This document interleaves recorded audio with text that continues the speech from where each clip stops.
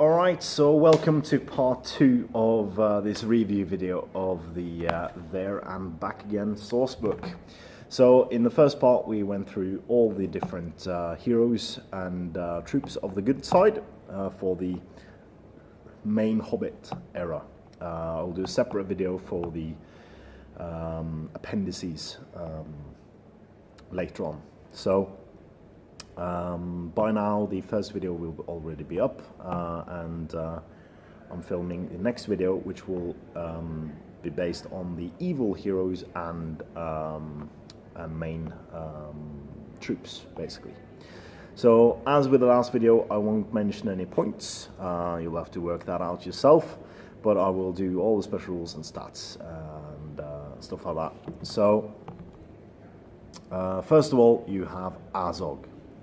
Azog, he has no title at this point. That's because in the designer's note, this profile of Azog should replace any and all existing variations of Azog from any other publication.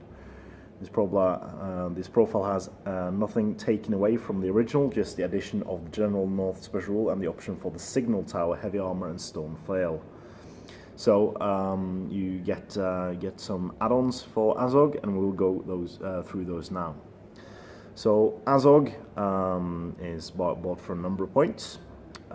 He has movement 6, fight 7, 5+ shoot value, strength 5, defense 5, 3 attacks, 3 wounds, 5 courage, 3 might, 3 will, 1 fate.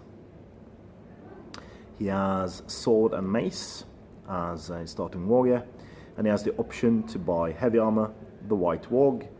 He can replace his mace with the stone flail, and he can buy the signal tower for a huge amount of points, huge number of points. His white warg is, as ever, move 10, fight 5, 5+ shoot value, strength 5, defense 5, 2 attacks, 2 wounds, 4 courage, 3 might, 1 will, 1 fate. That has the terror special rule, as well as Deadly Union.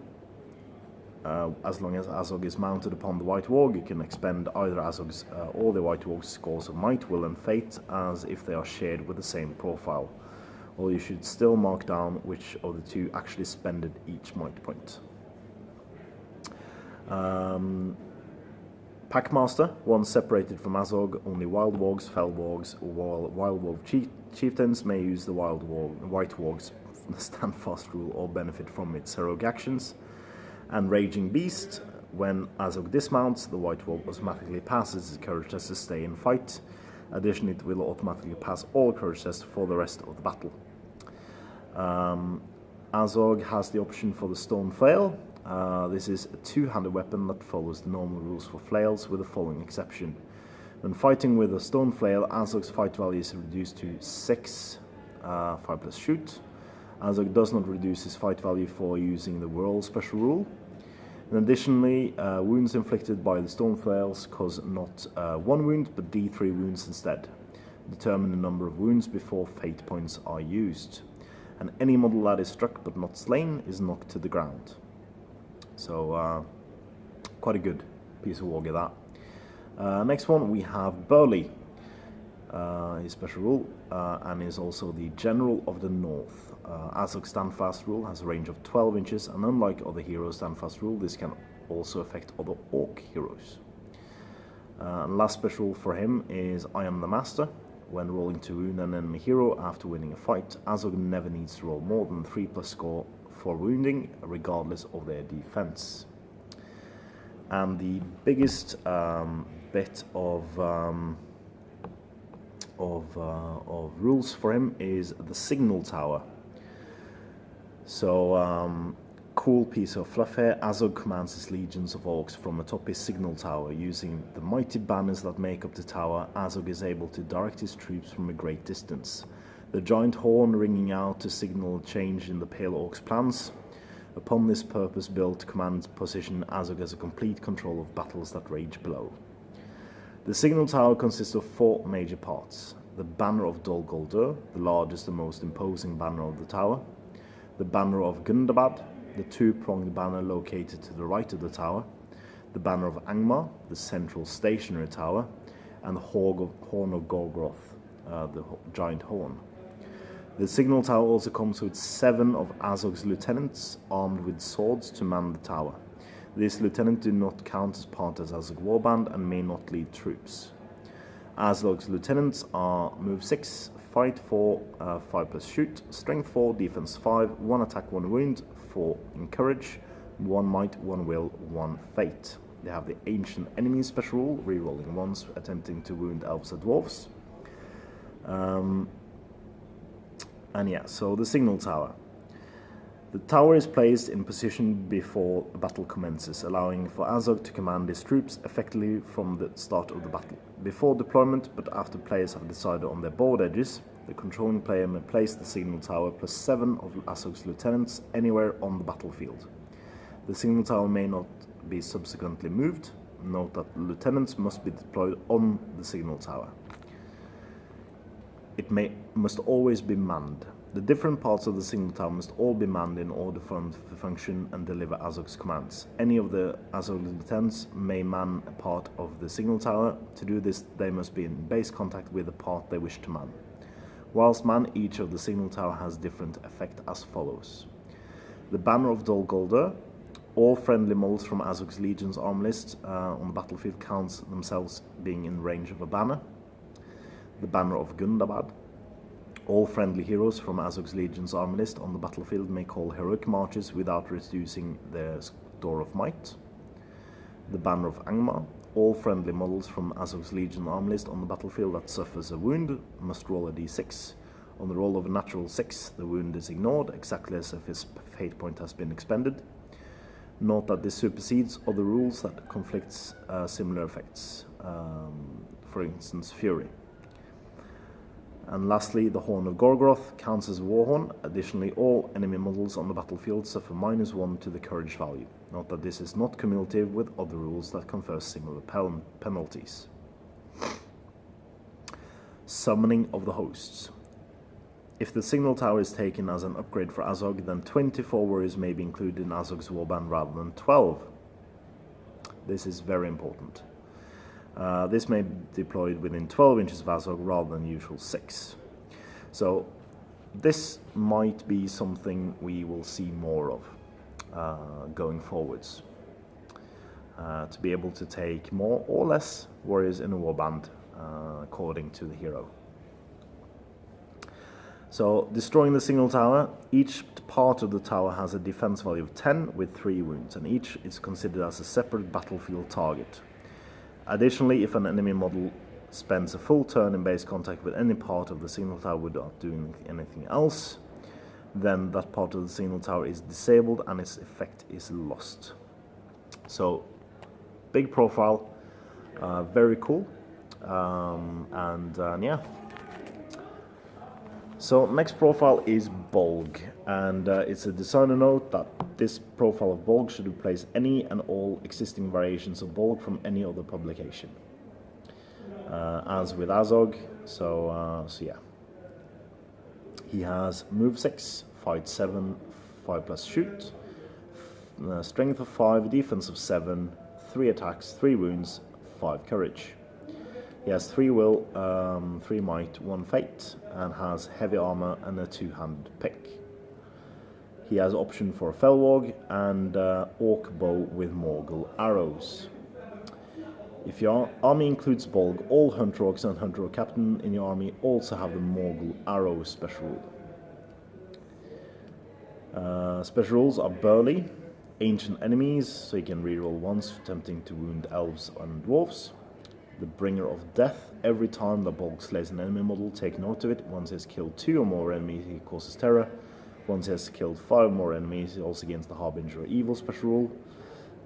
And once he has killed 10 or more enemies, he may spend a single might point each turn without depleting his might store.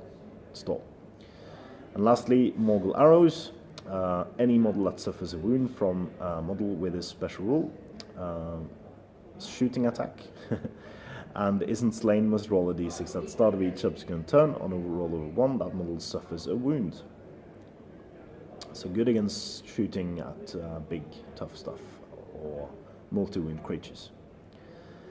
Next up we have the Gundabad Orc Captain. He has move 6, fight 4, 5 plus shoot, strength of 5, defense of 6, 2 attacks, 2 wounds, 4 courage, 2/1/1 for might, will, and fate. Has heavy armor and a sword, and can be given a shield as an option. He has the ancient enemy special rule to reroll ones when attempting to wound elves or dwarves. Now we come to a new profile, the Goblin Mercenary Captain. So it has a move of 5, 3 in fight, 5 plus shoot value, 4 strength, defense of 5, 2 attacks, 2 wounds, and 3 courage. It has 2/1/1 for might, will, and fate. It has armor and a sword, and has the Cave Dweller special rule, as well as Chittering Hordes, as with the Goblin models. So they can support as if they had spares, with the exception that they can only ever support another model with the Chittering Horde special rule. And supporting model does get the benefit for having a 2-handed weapon if he has one. And he has the Mercenary Ambush special rule. These goblins jump out from hidden places in order to assault their foes. Warbands led by a mercenary captain that contains solely goblin mercenaries do not have to deploy on the board at the start of the game. Instead, they may be kept in reserve until ready. From turn 2 onwards, the controlling player must test to see if the goblin mercenaries have arrived. To do this, the goblin mercenary captain must take a courage test at any point during the controlling player's move phase. If the test is passed, the controlling player may choose whether or not the mercenaries have arrived. If the test is failed, then the opposing player may choose whether or not the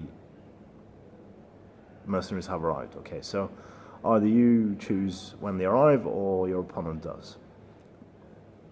Once they arrive, the controlling player places the warband fully within any eligible terrain piece on the board. Models deployed in this way must not be placed within control zones of enemy models. This counts as if the Goblin Mercenary's movement for that turn. If the entire warband cannot be placed for any reason, such as there are no eligible terrain pieces, then they may arrive as reinforcements from the board edge of the controlling player's choice instead. And there's a note on the eligible terrain. So you have an eligible terrain piece is any piece of terrain on the battlefield that can fit the entire warband fully within it. For example, a large building is an eligible terrain piece, whereas a small rock or single tree would not be. It would be useful to clarify with your opponent which pieces of the terrain are classified as eligible terrain before the game starts. Now, Yazneg. Yazneg has movement 6, fight 4, 5 plus shoot, strength 4, defense 5, 2 attacks, 2 wounds, 3 courage, 3/1/1 for might, will, and fate. He is armed with armor and a 2-handed axe. Still a 2-handed axe. I was hoping that could be a 1-handed axe since he's clearly having it in one hand. It can be given a Felwarg and a lance. He has the Expert Rider special rule and the price for failure. If your army contains both Azog and Yazneg and 2 are in base contact at the beginning of the move phase, instead of rolling dice to make a courage test when the evil force are broken, you can remove Yazneg from play. If doing so, Azog is considered to have automatically passed his courage test, and his standfast will affect the entire battlefield. Furthermore, if Yazneg is removed from play in this way, then whilst Azog is alive, all Hunter Orcs, Hunter Orc Captains, Fimbul the Hunter, and Nazug reroll failed courage tests. So quite handy. Not changed that much. Okay. Next we come to the Necromancer of Dol Guldur. So this is a profile that has changed a bit. It states here that it should replace any and all existing variations of the Necromancer from any other publication. This profile has nothing taken away from the original, just the addition of the Master of the Nazgul special rule and the magical powers curse and your staff is broken. That helps giving a true feel to the Necromancer from the movies.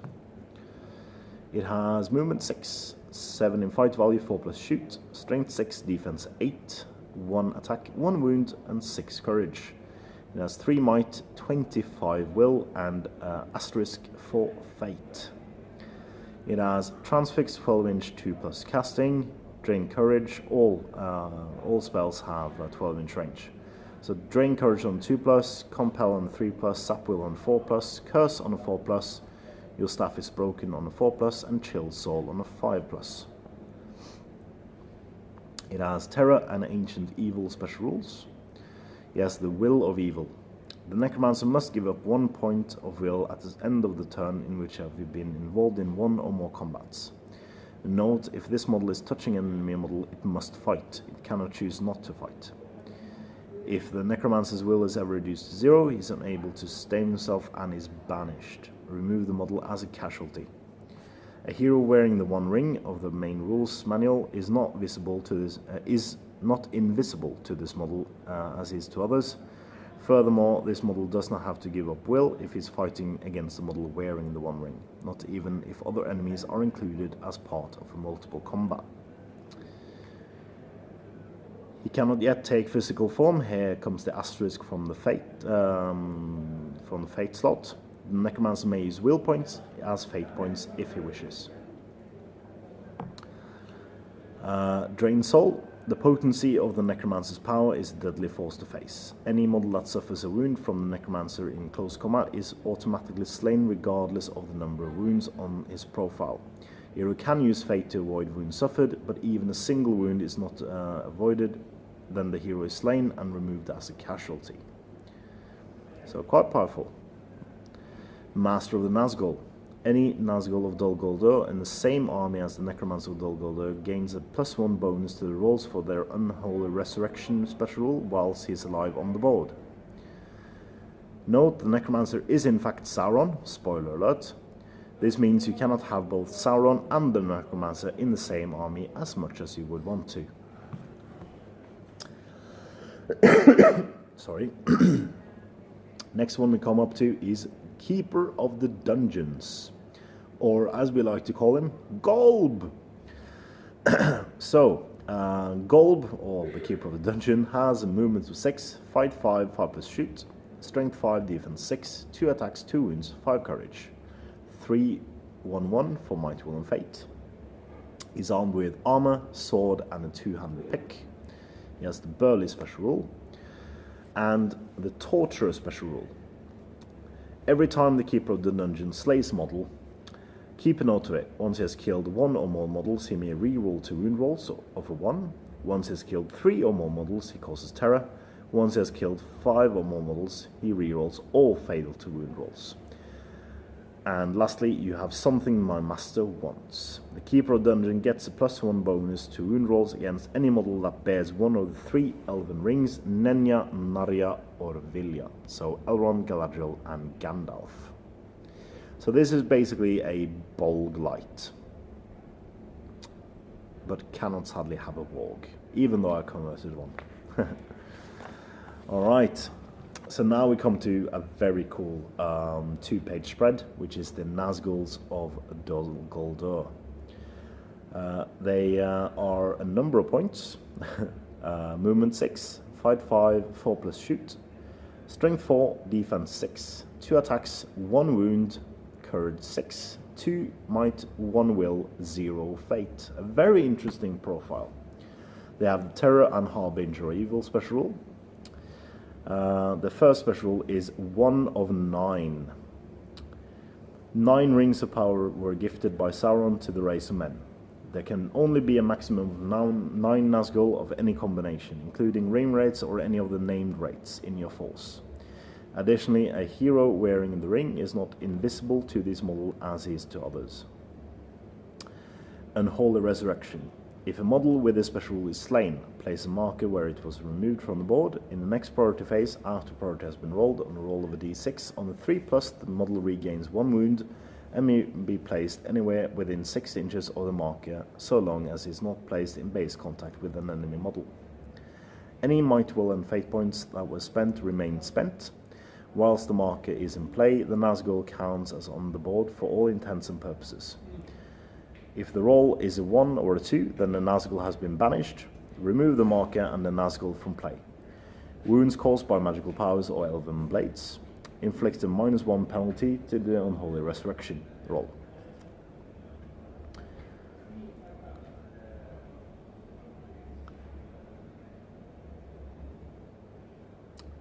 So do you leave the marker there?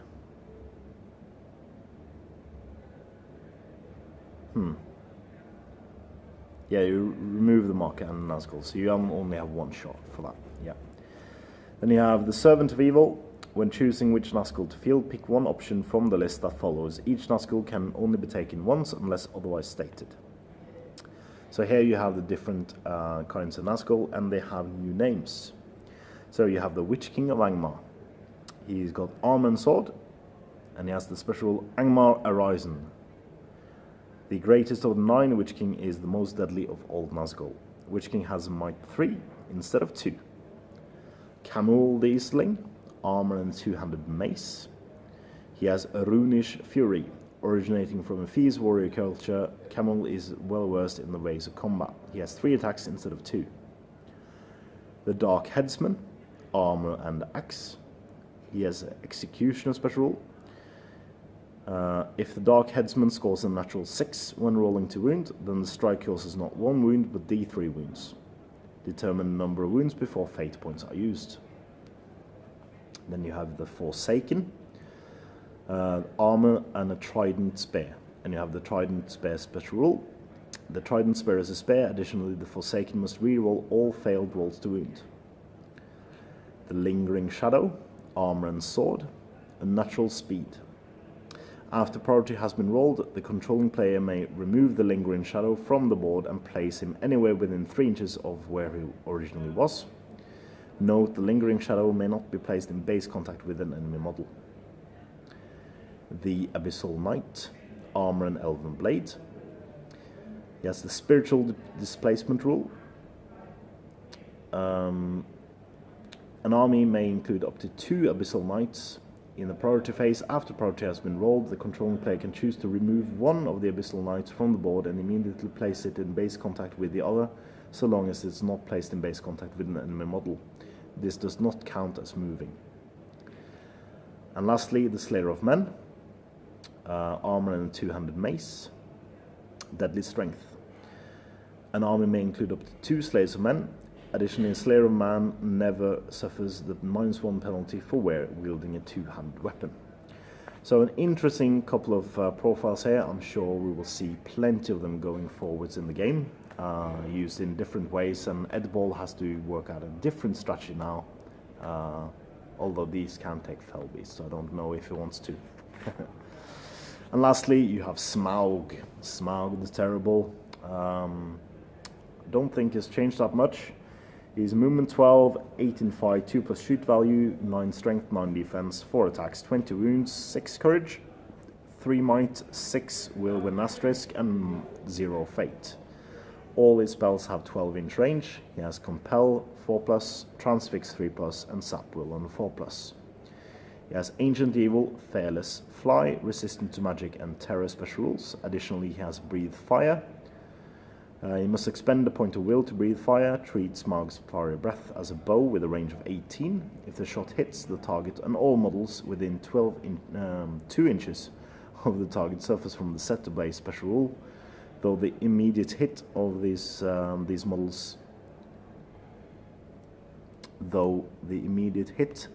models suffers strength 10 hit instead of a 9 hit. Fate rolls may be taken as normal to prevent wounds, but any model that suffers a wound from Smaug's fiery breath is automatically slain. The Desolator of the North. Smaug may expend a single point of will every turn without depleting his own store. Furthermore, Smaug rerolls to wound rolls of 1 when making strikes against dwarves.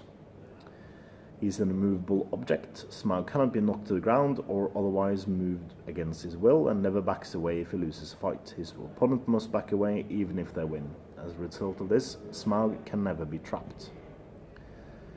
He has the Missing Scale rule. If a model rolls a 6 to hit Smaug with a shooting attack, then make it successful to wound roll, Smaug suffers a number of wounds equal to the strength value of the missile weapon used by the shooting model. And lastly, Unstoppable Momentum. If Smaug charges into combat and wins the ensuing fight, all models are knocked to the ground, regardless of their size, except the War Mumak of Harad and Ira Hill's Chariot. Furthermore, should Smaug choose to make a barge brutal power attack, any model suffers to back away, also suffer a strength 9 hit. So powerful stuff. So that was the evil heroes for the normal Hobbit, this list of Smaug and Battle of the Fire armies. We now move to the rules for the troops. We have firstly the Gundabad Berserkers. They have move 8. Move 8. Fight 4 for 5+ shoot. Strength 4, defense 5, 2 attacks, 1 wound, and 6 in courage. They carry armor and axe or sword. They can also be given a 2-handed pick for some points. They have the Ancient Enemy special rule, rerolling once to wound against elves and dwarves. And they are oblivious to pain. Every time a Gundabad Berserker suffers a wound, roll a d6 on a roll of a 6, or 5+ if the banner of Angmar on Azog's signal tower is on the battlefield and manned. The wound is ignored exactly as if a fate point had been spent. This is not cumulative and with any other special rule that confer the same effect. Then you have the Warbats. They are move 12, fight 3, 5+ shoot. Strength 4, defense 4, 2 attacks, 2 wounds, 3 courage. They have razor-sharp talons and teeth. They have the fly special rule, piercing talons. When a warbat charges, the defense of the charge model and any models that subsequently countercharge is reduced by 2 against strikes from a warbat. So this might be a way to counter Iron Hills. They also have the pluck special rule. At the end of the Warbat's move, pick an unengaged man-sized or smaller enemy model that it has moved over and roll a d6. On a roll of a 4+, the model suffers a strength 4 hit. If it survives, roll another dice. On a 4+, that model is knocked to the ground. So I can see some cool stuff done by this profile. Next up, we have the Gundabad Troll. It's a pricey troll, but I'm sure it's a good one. You have movement 6, fight 7, 6+ shoot. Strength 7, defense 8, 3 attacks, 4 wounds, and 4 courage. It has heavy armor, the choice of either a massive crushing club or pair of scythe gauntlets. It has terror special rule, ancient enemy special rule with rerolling attempting to wound elves and dwarves. Crushing club causes strikes from the Gundabad trolls armed with crushing club cannot cause not one wound but d3 wounds instead, determining the number of wounds caused before fate points are used. Any model that is targeted with strikes from the crushing club and survives is also knocked to the ground on a roll of a 3+.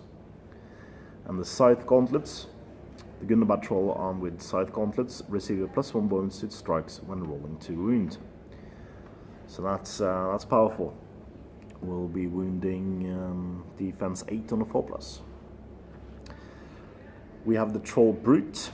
This is of course the troll with the weird arms and legs and flails and stuff.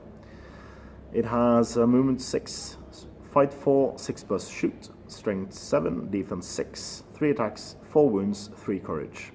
Its war gear is flails, multiple. It has terror and fearless. A troll with fearless, guys. And crushing blow. Each time a troll brute moves into base contact with another model, it must inflict a single strength 10 hit upon that model. If the model is slain, then the troll brute may continue its move. If it's not slain, then the troll brute stops, exactly like a charged model would. And if the model is an enemy, it will fight it as normal in the fight phase. No rule for Biffa being on top of it though, sadly. Another new profile is the Catapult Troll. I'm so looking forward to this model, I cannot even tell you. This will be such a cool model. It has a movement to 6, 6 fight, 4+ shoot, strength 7, defense 7, 3 attacks, 5 wounds and 3 courage. It has catapult and metal gauntlets. And terror special rule. Metal gauntlets. Troll catapults never count as being unarmed. Furthermore, count their strength as 10 when rolling for distance with a hurl brutal power attack. That's nice. Catapult. Catapult Troll always follows the rules for volley fire, giving its range between 12 and 96 inches. Shots fired from the catapult are resolved at strength 10. When firing the catapult, follow the rules for siege engines in the main rules with the following exception. The Troll catapult may still fire in the same turn that it has moved, even if that's up to the full move value. However, if the Troll has moved, it will only hit on a single roll of a 6. The catapult may still be fired whilst the Troll is in combat. If you wish to do so and a 1 is rolled when rolling to hit, the catapult will malfunction and the catapult Troll will suffer a wound. It has an area of effect rule. If the catapult scores a hit against a battlefield target, all man-sized or smaller models within 2 inches are knocked to the ground. Cavalry within 2 inches must take a thrown rider test. Additionally, any model within 2 inches also suffers a strength 6 hit. Goblin Crew. If the catapult Trolls wins the fight, in addition to any strikes that the Troll makes, the Goblin Crew may also make strikes against those in combat with the Troll. The Goblins inflicts D6 strength 3 strikes if the catapult Trolls wins the fight. Note that if the catapult Troll uses the brutal power attack, then the Goblins do not get these additional strikes. So this is a nice profile. I really like this one, and I'm looking forward to getting the model. The Ogres will be getting models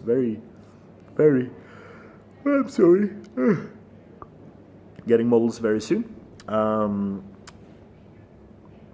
hope. They are already made, so why not? They have a movement of 8, strength 5, defense, they have fight 5, 5 plus shoot, strength 6, defense 5, 3 attacks, 3 wounds, 3 courage. So they're a bit of a cheap cave troll with extra movement. They have wooden clubs, causes terror, and they have the relentless advanced special rule. When a good and bad ogre charges into combat, they can pass through friendly orcs, goblins, and warbats when they move, and each friendly model that they pass through suffers a strength 3 hit. A model that they end their move on is automatically removed as a casualty. So it's basically the Goblin King special rule.